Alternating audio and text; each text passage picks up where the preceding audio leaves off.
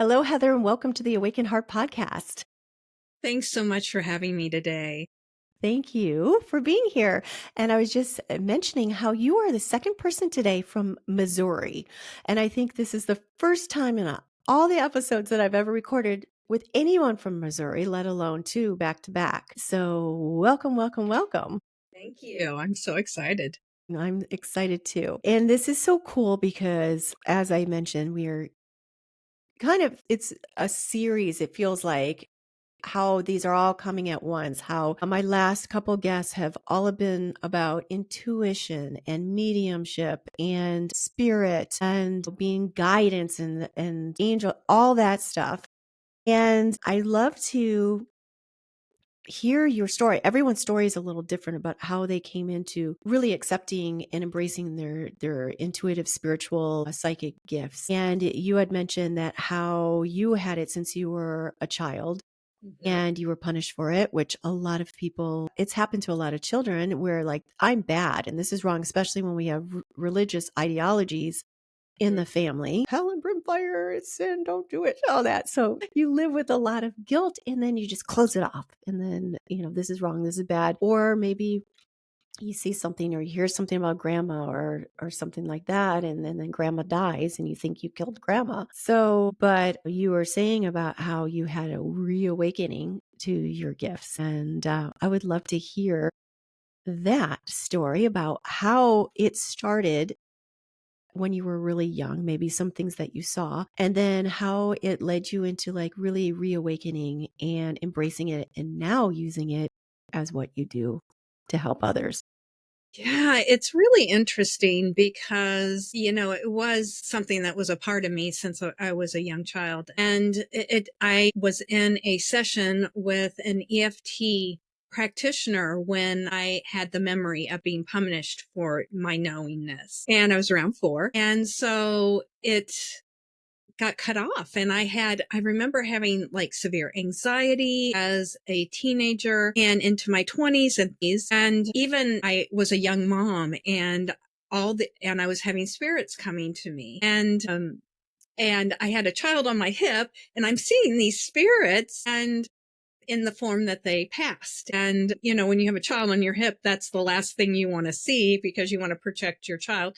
Of course, they couldn't do anything to me, but because those gifts had been squashed down, I didn't know how to utilize that and tell them to go away and all of those things. So I shut that off at that point because my focus was motherhood and my life. And so as I had a friend come over who was a medium, she and I we worked together on closing a portal in my house. And she taught me how to clear the energy. And I started working with other people and helping them clear spaces, clear land, things like that, but always kept it really on the down low. No one knew that I was doing these things. And I was working in the corporate world at the time and I kept getting sick. Like I'd have these autoimmune flares. And I remember I was talking with somebody and she said, a lot of that stuff can be tied to you not doing what you're supposed to, your purpose. And that was Yes.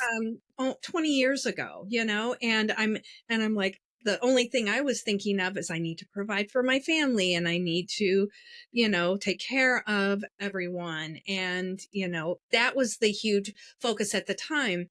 I had a huge shift in my late 30s when a huge autoimmune flare happened and I decided it was time to get out of the corporate world. And I ended up doing nutrition. And I'm doing nutrition work because that was the way I knew healing, also energy healing, and had all these tools that I was using for myself. And those tools started to come through for me. And the right trainings would come up and all of these pieces started kind of coming together for me. And I think it was 2018 I found human design. And it was when I finally felt seen. And all of those gifts that had been under the surface were starting to reawaken as I studied my human design chart and saw, all of these consistent energies within my chart that, oh, I'm supposed to be doing, psychic And you're mediumship. a manifester. No, I'm actually a generator. Oh, why does it say particularly manifester? I think I'm a generator too. Oh, you heard the one particular about manifester. Okay, you're a generator.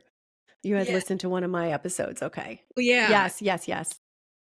But I found out this and, looked at my incarnation cross, and my purpose is here to use my intuitive insights. I have the highest level of intuition in the human design chart, but I still didn't believe it. It was so interesting because there was so much buried self-doubt because of what had happened as a young child. As I started working and doing this and getting into a 2-year energy healing program, I found a spiritual mentor who introduced me to why I was having these huge energies come into my room. And it ended up being Archangel Metatron. And I'm working with the spiritual mentor, and he's like, you are a mouthpiece for Archangel Metatron and other multidimensional beings. Are you up for this timeline? And of course, I said yes. And that's kind of when everything started aligning because I was allowing that to happen for myself. And so I started working with the energy of Archangel Metatron and really experimenting with it and learning the energy and allowing myself to connect with it. And Archangel Metatron is really there for people who are initiated into their spiritual path. When someone is ready for that, he can help people walk that that path.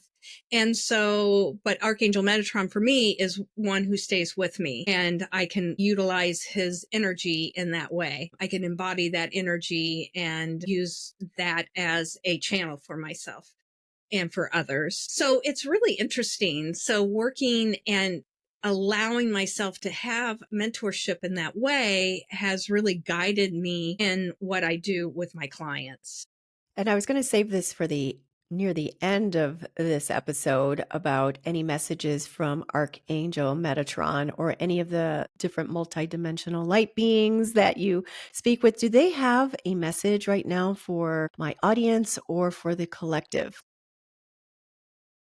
Allow yourself to be a bridge for the light. We are experiencing some duality at this point, and the contrast gives us that opportunity to focus in and recognize what we truly want. What do you truly want? Do you want to be of the light and connect in that way with the unity consciousness, or do you want to dig your heels in and stay stuck? So you have this opportunity at this time to connect into the beingness. It just takes you saying yes. Yes, and I can see there's a lot of duality on our planet right now. Yeah.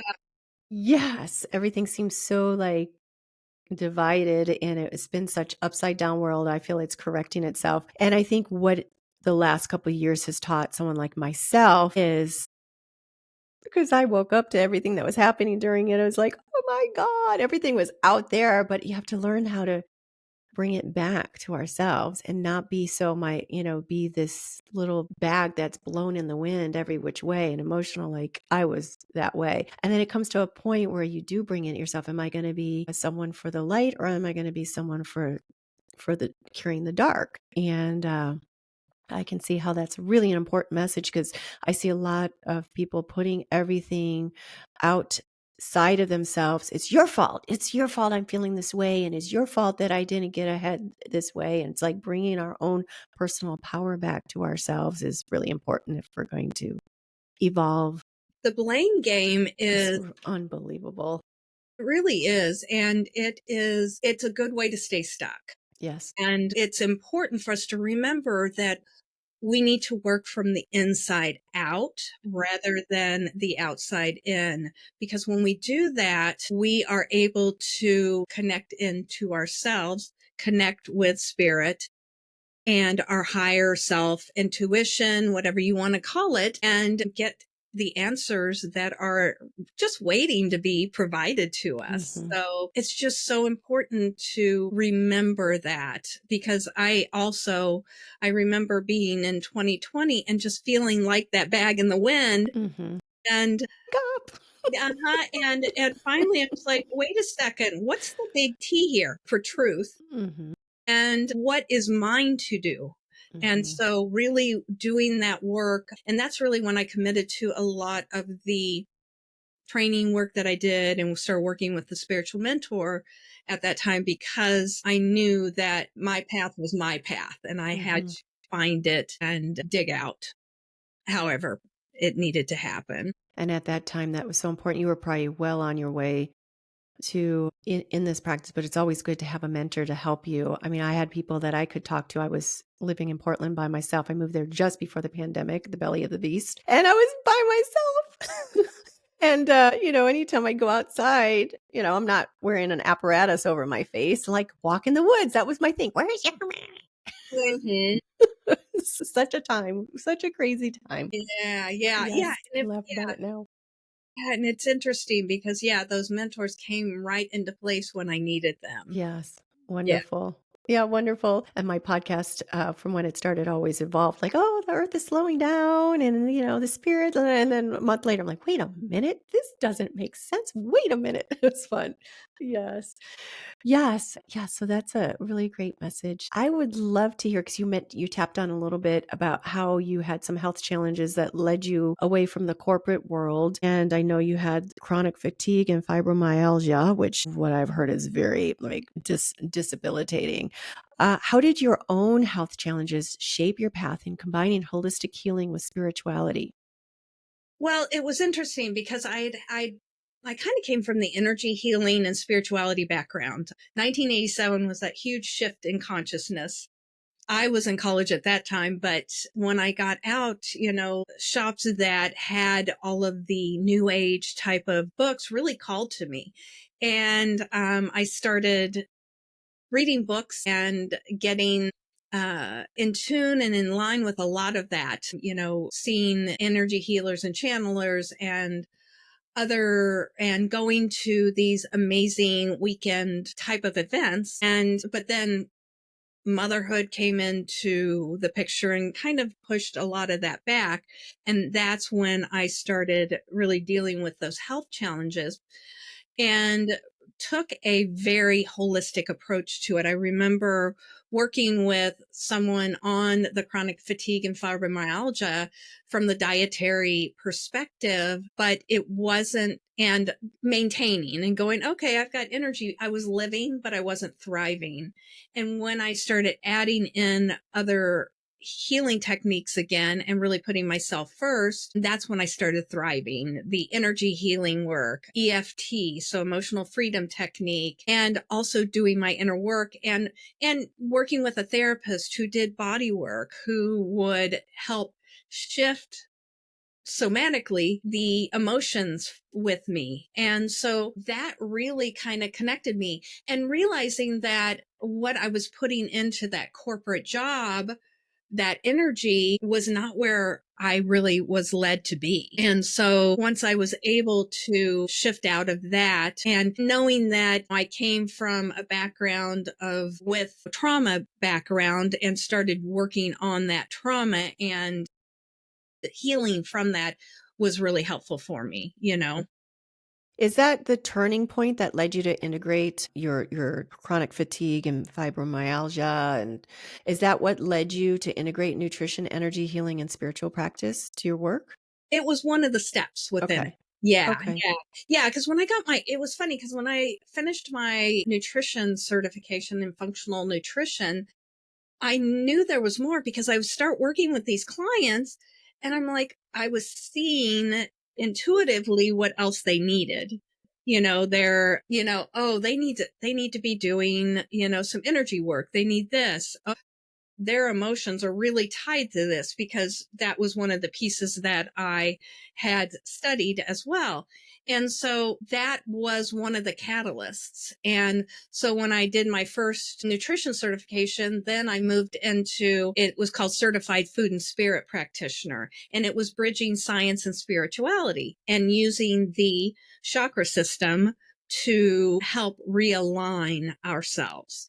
And so utilizing that moved me towards the next pieces of doing some master classes in human design. And funnily enough, I found out about human design at a nutrition conference. I was working at the food and spirit booth at a nutrition conference, and somebody starts talking about, hey, I found human design, and I'd studied astrology for 30 years and didn't always feel seen within that. And, I mean, it was traditional astrology that I first learned, but when I found human design, I really felt seen. And, you know, a lot of us don't feel seen. And because we haven't been living our true and authentic lives. And so when you feel seen, then you can start uncovering those layers and that conditioning that has happened. Mhm.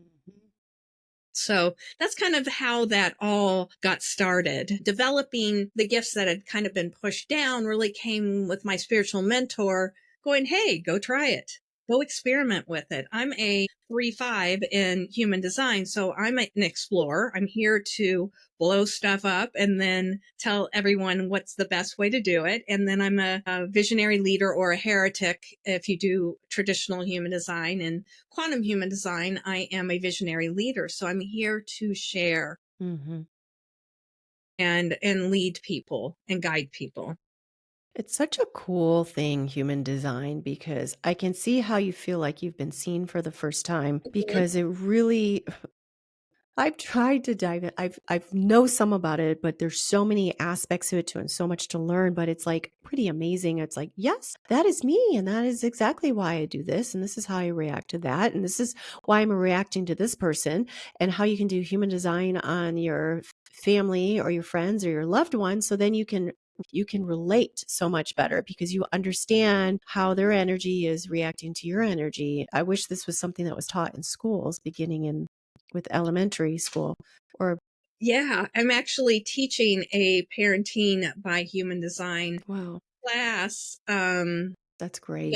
month. And so it is, you know, for a actually a spiritual community, because I was leading a retreat, and we were part of the retreat is using the chakra system, you know, grounded spirituality, really focusing on the foundation first so that we can align to God. And we went through the first and second chakras, talked about the foundations of human design. The second retreat, we talked about the open centers in human design and Mm. focused on the third and fourth chakras. And after that conversation, someone came up to me and said, I wish I would have known this with my children. And I said, yeah, I wish I would have known more, because I have a manifestor child and a generator child with an open throat. And, you know, you've got motor to throat kid and then a open throat kid, and it's a different way of parenting. So being able to do that is really interesting. And interestingly enough, human design was developed in 1987, right at that collective consciousness shift.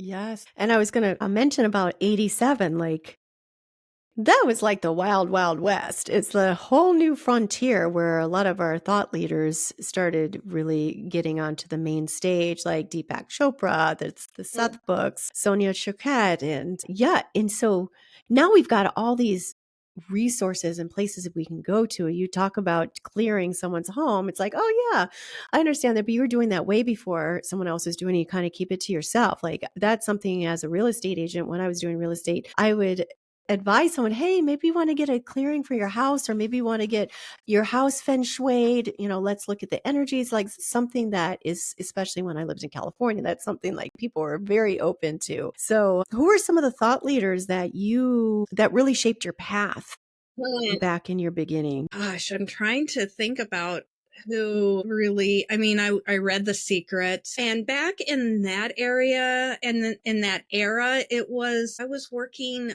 more with local people. Mm-hmm. But I remember going to the bookstore and just kind of letting myself be guided to what books I needed. And there was a book called You Are Psychic.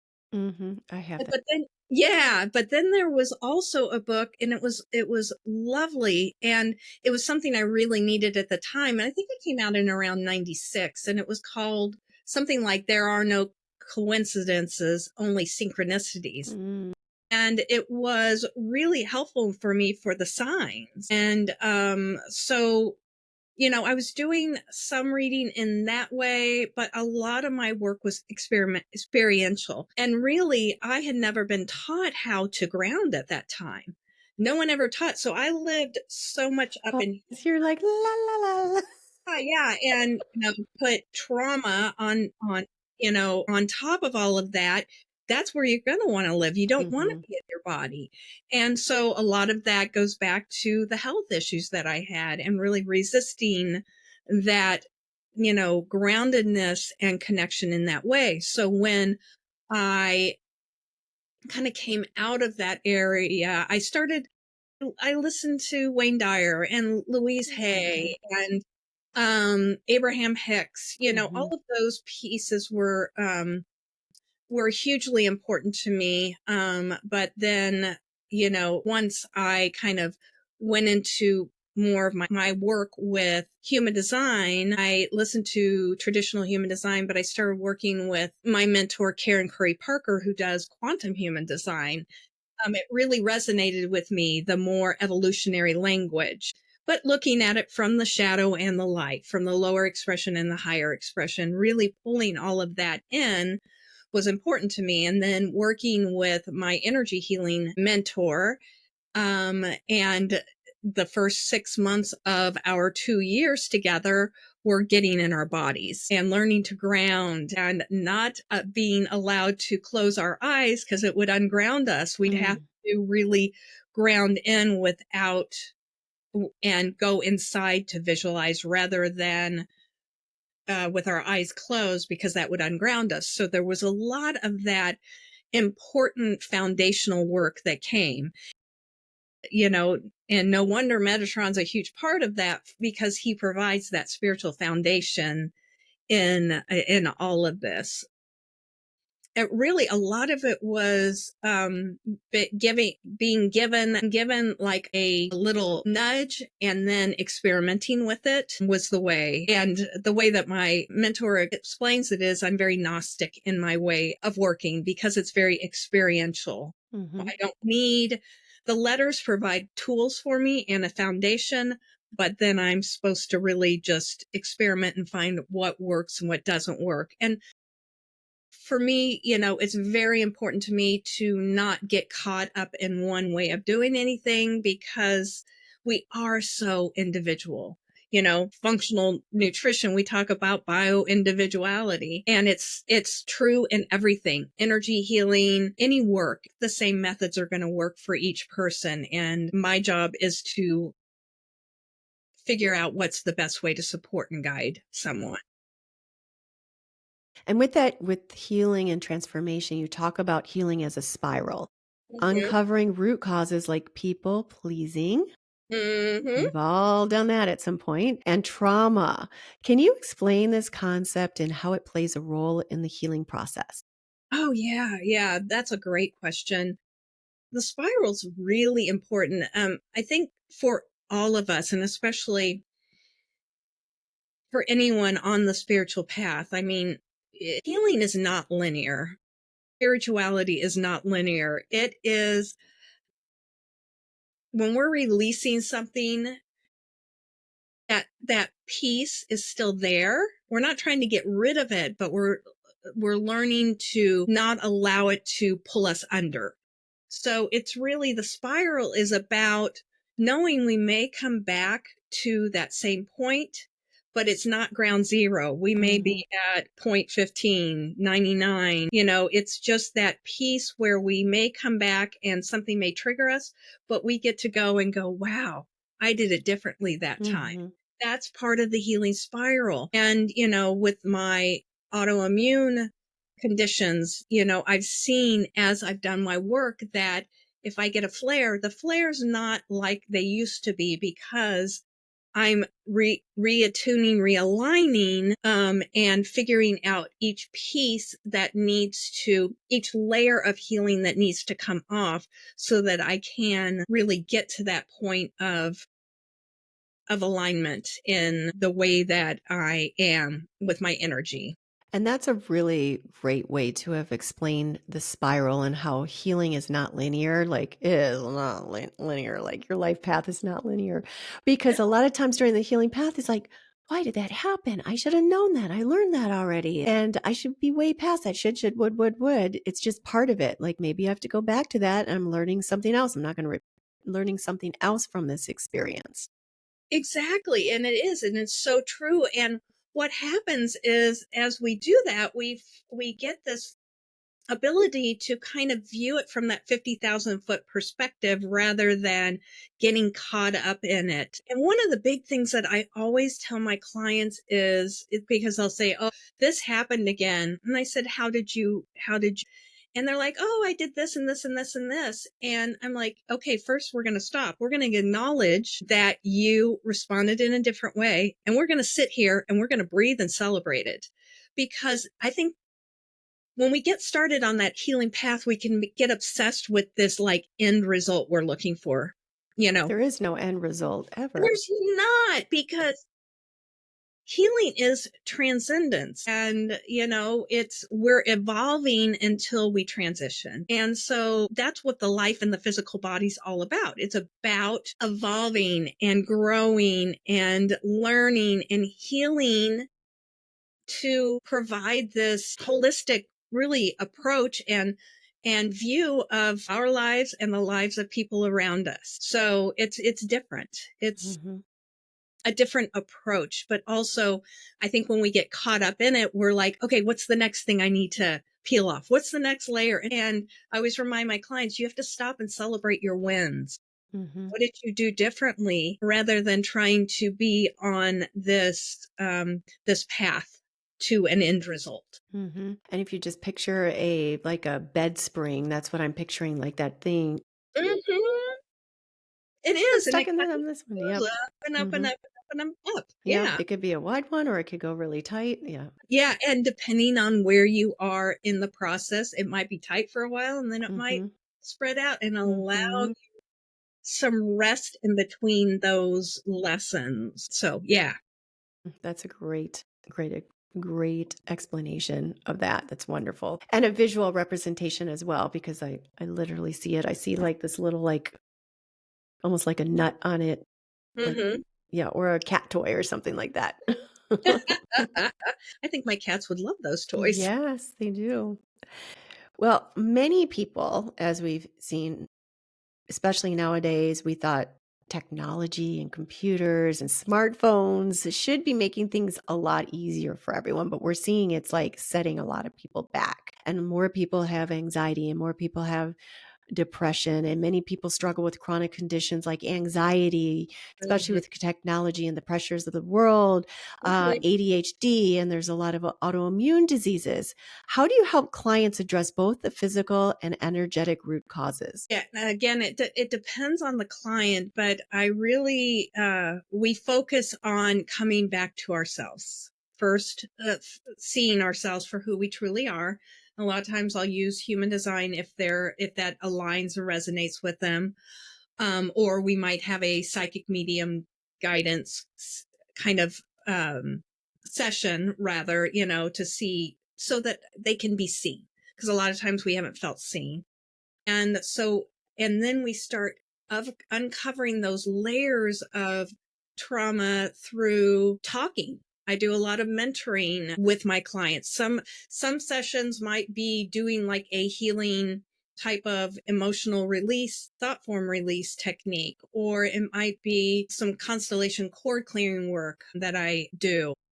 Or it can be just talking and letting them talk, and then me intuiting the guidance through for them, utilizing their guides and their angels, and really kind of getting down into the the nitty gritty of things, because if we're staying at surface level, we're not hitting what we need to. And I always talk about the dark and twisty bits that we have, and they're not always dark and twisty, but it's those pieces that really do get us to those root causes of things. And then we might do some energy work. And when I'm working with a client, I am constantly shifting energy and doing alignment and work as they are doing the work as well. Because I'm here serving as a conduit, but I'm also here serving as someone to help them regulate the energy. And so within a session, light language might come through, or a new affirmations for them to integrate. Because one of the big pieces that I find with clients is we work and then they wait and then we go to the next session. I always talk about integrating the new energies in between. I always work with clients bi-weekly. I don't work weekly with them unless they're in crisis. If they're needing, we're having a mentoring session and they're like, this is coming up for me, and I'll tune in and find out what needs to happen. We may do an energy healing session or a cord clearing session or something like that. But I really like to allow as we uncover the pieces, time for it to integrate and for them to try it out, to experiment with it, to live it. Because really, it's like with anything. It's like with church or your spiritual community or yoga or whatever you choose. It's what you do off the mat and in between that really is your spiritual path. And so that's a huge piece of the healing process, is to see how do we integrate it into the physical world, into, the our daily lives. How are we responding to people? Are we reacting or responding? Are we getting triggered? And if we are getting triggered, okay, let's sit here and look at the root cause of it. Let's see what's really behind all of that. So I utilize all those different tools to help my clients in that way. Integration is so important because pretty much any spiritual practice you need to integrate. Like ayahuasca, you do the ayahuasca journeys, maybe you do it once or maybe 2 nights in a row or whatnot. And the integration after is so important to integrate the medicine, because that's where the real work begins. Same with yoga, just like a yoga class. You're in Shavasana, you're doing the yoga practices and the moves to get you to that final resting pose to integrate your practice. And that's in the simplest terms. So, yeah, integrating, it's what happens after or during, the bridge. Yeah, the bridge between. Yes. Yes. I'd love to talk real quick about the energy work and spirit guides in clearing spaces. And we had said earlier, which is so cool because it's something that I would use in my real estate practice easily in California, to have someone come and clear a space without people even batting an eye about it. You help clients connect with their guides and clear negative energy from homes and businesses. What's one of the most powerful or surprising cases you've worked on? Every one of them's interesting, but I remember getting a phone call from a mom who was concerned about their child, and because he wasn't sleeping. How old was he? 9, and he was seeing things. And so, and they had moved into a new house. The parents had separated. So it could have been, just anxiety, but she knew that it was more than that. The child had therapist. And so whenever I talk with someone, I always ask if I can tune into the home.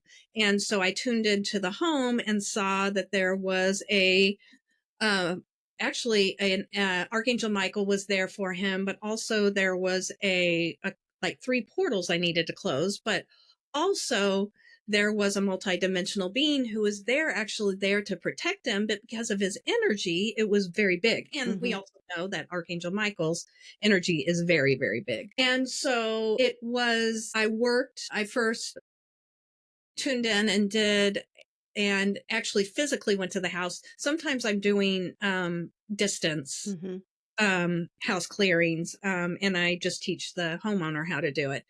And I always teach the people in person how to do it as well, because we need to become empowered in these things. And so I started by clearing the house, and then I took the whole family followed behind me, and I taught them all how to clear the house. And then I worked specifically with the child, and I taught him how to connect in with those beings, and I asked him how he wanted to communicate and connect with them. I said, "Do you want to see them? No.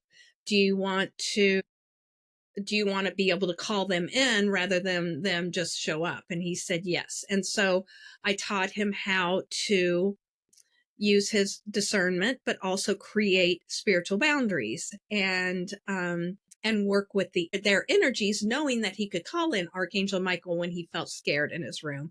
He could call in his multidimensional being to stand guard or whatever for him, and taught him how to work with those energies and introduced them to him, just like I would introduce you to him. I introduced him to Archangel Michael, and I had him describe him to me, and then I introduced him to his multidimensional being and had him describe him to me, and they had conversations about how they were going to allow them to work, because we have to remember that the beings on the other side don't have time, is not Mm-hmm. linear. Mm-hmm. And so they're going to show up when they show up. And so we have to create those boundaries so that we're not, working with them at all hours of the night. I've created those boundaries. I have what I call office hours in Yeah. the morning. When my coffee's in my hand, they're allowed to talk to me. So I taught him the ways to have those boundaries as well. Slept through the night at the new house after that. And so getting to work with children has been really good, and I've worked with other kids as well to really help them to honor their gifts and develop their gifts in a way, but still allow them to be a kid. Mm-hmm. And, it's been particularly healing for me as well, because I didn't get to do that. It wasn't recognized when I was a child. So I love getting to do those types of things. So, and I just worked with a client because they're getting ready to sell their house. Mm-hmm. And so, but that was really building the spiritual foundation, because your home is your foundation. And so now, once the house is on the market, we'll start working on what she needs for herself too. Mm-hmm. So, yeah. When you work with spirits, how do you determine if a presence is benevolent or something that needs to be cleared? Well, the way I connect in, I have all the clairs. And so sometimes it will be, I'll get a word or the energy. I can sense the difference in the energies, and I'll be told. I'll get, cause I've got Metatron and a couple of multidimensional beings who are with me at all times, connected to spirit. So I know I've got my posse. I And got my posse. I've got my posse, but a lot of times the animals will tell me as well. My dog is a scaredy cat of big energies. And so if there's energies that come in, I'll tune in and see what needs to happen. And then I'll start asking, do you need to be crossed over? What do you need? And then I'll find out, and then I'll start doing crossing. Or it may be energies that are coming in to give me guidance, or it just depends. The cat will chirp when there's beings in the Oh, I house. love the chirping. I know. She'll chirp. She'll be chirping. I'll hear scratching. Like, I was working with a client one day, and we were just doing a mentoring session, and the cat wanted in the bathroom. I had the door that closed to the bathroom, and she kept scratching in the back, and that's where my altar is. And I tuned in. The client's talking, and I tuned in, and the cat, I was like, her guide's here. And it was a guide she had never met. But it was whatever word triggered for the guide. It was like, and Opal was the one, and my cat's name is Opal, Oh, I love that name. and triggered Opal to go get to, like, be my little sounding bell for me and to tune in. And so I tuned in and then introduced my client to the guide that was ready for her. You know, it's interesting that you mentioned the cats because this has just happened. I have 2 cats that are just going from kittenhood to, like, one turned a year, one is about to turn a year. And I just pulled out I have this wand. It's an amethyst wand. It's on wood, and then there's a tip that's amethyst, and then there's some little amethyst beads. She goes absolutely batshit crazy when that comes out. Like, literally, I mean, the other cat doesn't do it, but she's rubbing all over it. She's like, I Mhm. literally just opened up the cabinet where it is, and it was in this little case, and she sniffed around and she saw it. She started going crazy for it. So I pulled it out for her. What is that? What is it's the crystal wand with her. It's energy, you know? Yeah, she's picking it It's up. Yeah, they do, and it's funny because if I am Opal will certain clients, she knows before I even turn on the screen, she'll know they're there, and she'll be walking across the back of my chair. Mhm. She'll be rubbing. Because the guides and everything have come in, those beings for that person have already come in, so she'll do that. When I was first working with energy and was working with clients, sometimes I'll have energy coming off my legs and she'll start biting at my legs. I'll be in the middle of a client session sitting there and get these little like bites, and because it looks like sparkles. And so it's really interesting how connected in, and she helps with crossing. She'll be in the hallway when I'm doing the crossings. Yeah, they're so sensitive. The dog senses the energy more. He sees some um energies, but for him, I always know that I had like a series of three things happen the other day. I had some crossing that I needed to do, and then I got some guidance from some beings and I was doing that work, and then there was a healing session for me, and he hid in the closet the whole time. And through each thing, I'm like, it's okay, you can come out. And then I tune in and there was something else going on, come up the stairs to tell him to come out, and then I felt the beings there to come in and do a healing session on me. And um and but as soon as the energy shifts, then he walks out. And so I know when they leave, but it's always, there's again no coincidences. The synchronicity of those things happening is really interesting. So they are so sensitive Mhm. to everything. I love it. It's really cool to have them to help you with the work too. Yes. Yes, for sure. And I was just thinking about a story that I had seen before. I don't remember where I saw it, but maybe it was in a nursing home or it was in a nursing home, I think. And there was a cat there, and anytime it entered someone's room, they knew that that person was going to be passing soon. And the cat would be there with them as they transitioned to the other side. Yeah, if it'd be laying on them. Yeah. And there's a reason that in Egypt they were worshipped. Oh my gosh, Yep. yes, yes, because yeah, they provide that comfort, and their purr has a certain Yes, healing frequency. frequency. So yeah, they're so revered, and dogs are, also that stable. Angels. Yep. Yeah, they are. Oh my gosh, he's a big 65-pound angel, They're such gifts. and And yeah.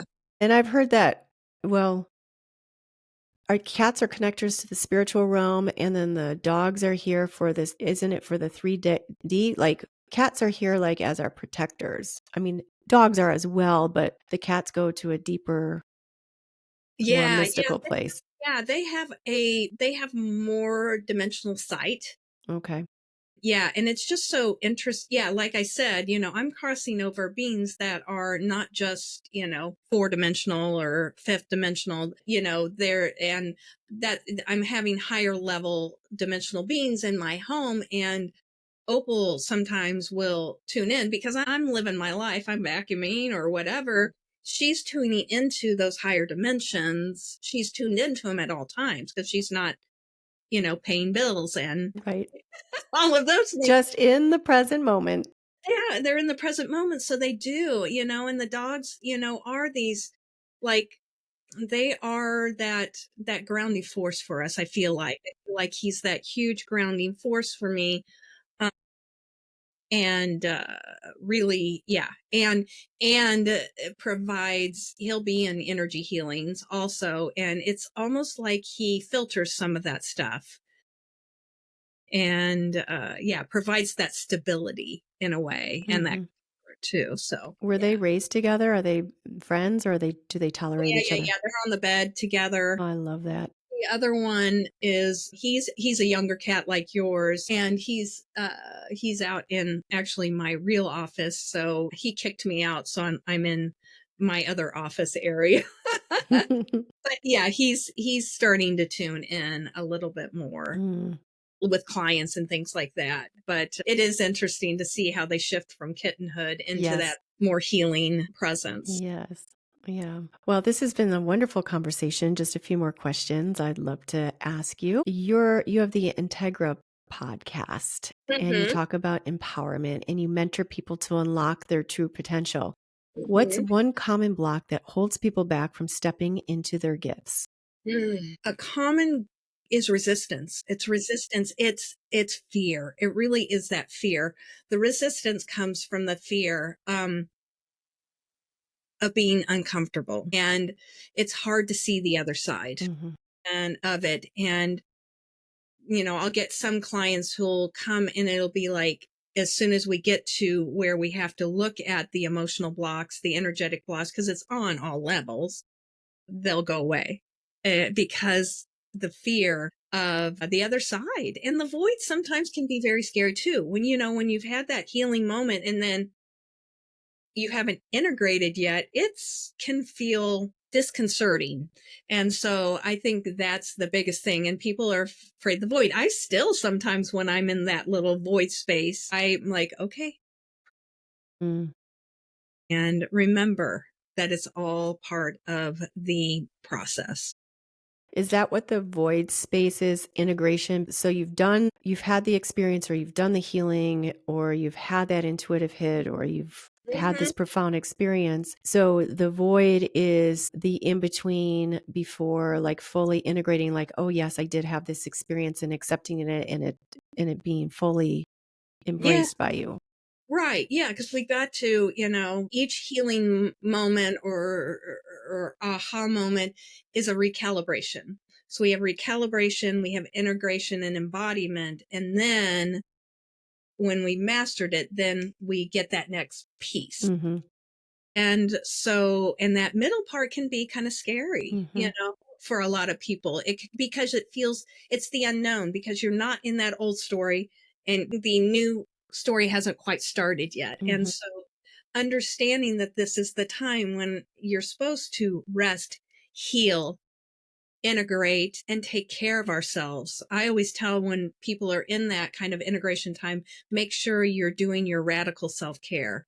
You're hydrating, going back to taking care of our physical body, because we are humans. We're in that meat suit right now. So we have to make sure we're taking care of our The physical. temple. Yeah, the physical, the sacred vessel, making sure you're doing that instead of trying to move on too quickly through the mastery, because there's a gift in that integration. Mhm. Mm. Yeah. For those that are looking to embark on their own spiritual and healing journey, where do you recommend they start? Hmm. Start with the foundation. Get grounded, get present, and start from there. Get off social media. Yeah. It can be such Turn off the a news. dopamine hit, when you're like getting Yes. dopamine hit from it. Oh my I goodness. mean, I'm not Yeah, exempt. me either. I mean, yeah, yeah. It's so easy to get caught up in Mhm. the dopamine hits of, and the scrolling and things like that. But cutting out the external noise and getting quiet with yourself is the best thing. Getting grounded and quiet and allowing yourself to really be in your body. That can be the most thing, because we can't make our decisions from in our heads. We have to allow anything to integrate so that we can bring forth that. So it really is getting grounded and present. Mhm. Yes, picture those roots going from Mhm. your yep, all the way into the earth, and then pulling up that nice red energy up through your, or however you want to picture it, up through your legs. Or if you're sitting, it's through your sacral Mhm. your root chakra, going in and basing yourself. Because it's so important to be grounded, because there's some people that are very spiritual, and like, it's not just being in your head, like in the critical thinking world. I've seen the people that are like, just like you, they're not even tethered down. They're like, oh, love and light. I'm like, I can't relate to you. No, and that's the one thing that I think, when I was in that, when the late 80s kind of stuff, it was really that new agey, Spiritual bypassing.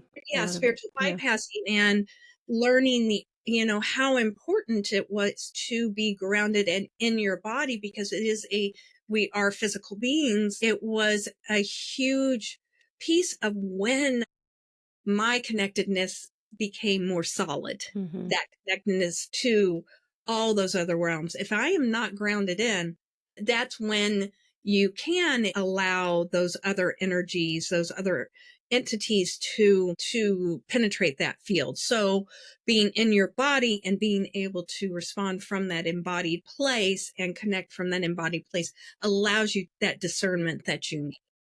What is a really quick, in a moment, somebody could do to ground themselves? Um, I always say, get on your feet and feel your feet. You can move your body, stomp, um, walk outside, get into nature, touch a rock, whatever you need to do, in that moment. Do some affirmations if you need to. I am present. I am embodied. I am in my feet. Anything that you can do to connect back into the present moment. I do, may all beings, I use the meta prayer. May all beings be safe. May all beings protected. All is well. If I'm feeling like I'm going into my head, I Mm-hmm. anxiety or worry, I will immediately stop and do that. Pull that in. I go outside, between clients. I go ground outside. I walk off their energy and come back in, and so that I can work with my next Mm-hmm. clients. Those are ways that you can do it.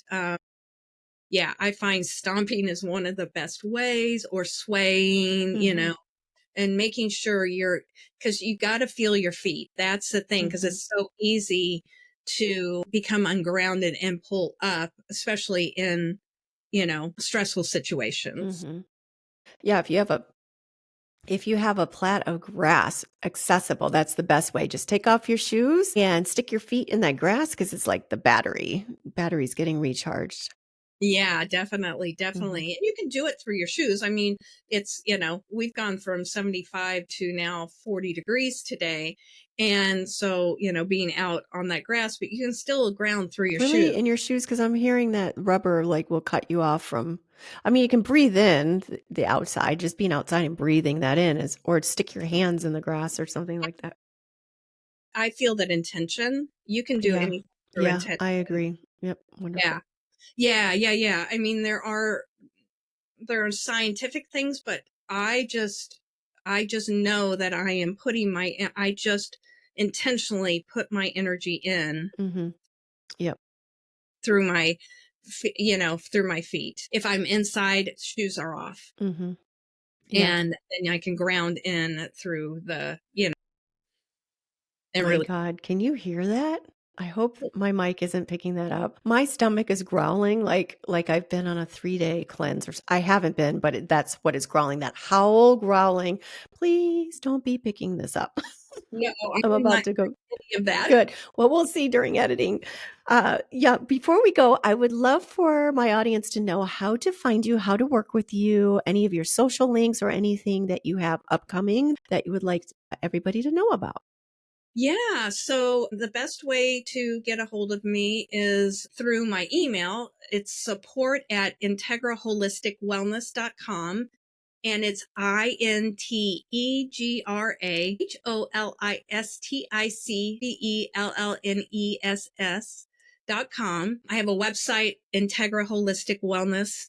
I am on Instagram and Facebook at Integra Holistic Wellness. Those are great ways to work with me one-on-one. I do offer a 30-minute clarity guidance session because I think it's important for us to see if our energies resonate together. And then I'm also partnering with a friend and another channeler and energetics practitioner, Christina Myers, and we are doing the Light Alchemy Collective.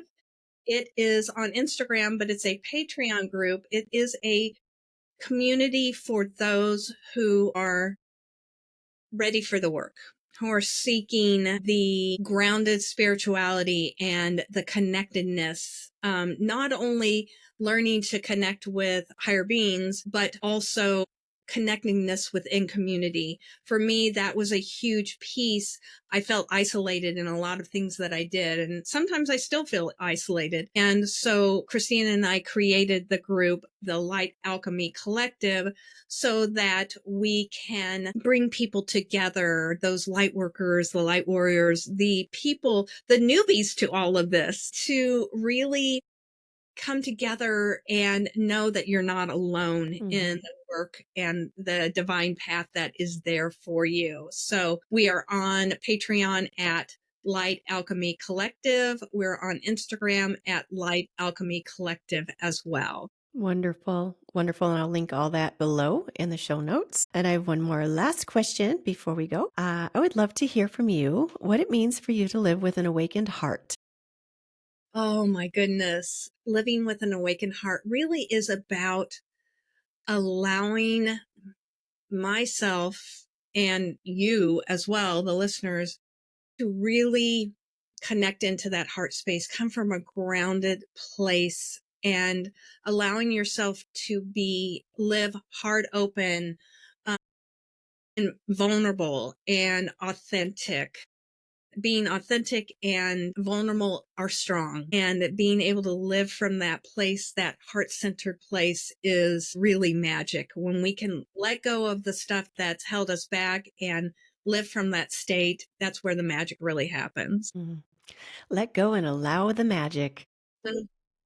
Well, Heather, thank you so much for joining us today, and I hope you have a wonderful rest of your day.